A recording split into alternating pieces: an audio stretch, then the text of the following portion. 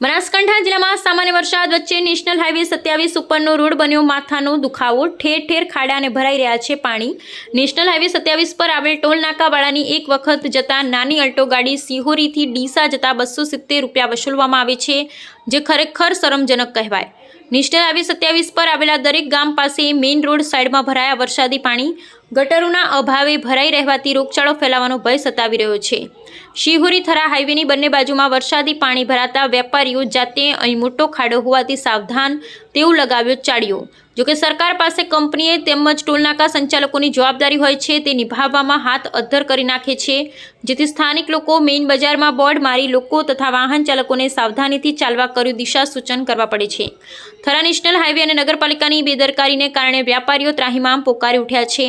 હમણાં જિલ્લા કલેક્ટરશ્રીએ ગટરો તેમજ ખાડા પૂરવાના વહીવટકર્તાઓને જણાવેલ તેનો પણ અમલ કરતા નથી। Bureau report Ramjibhai Raigor.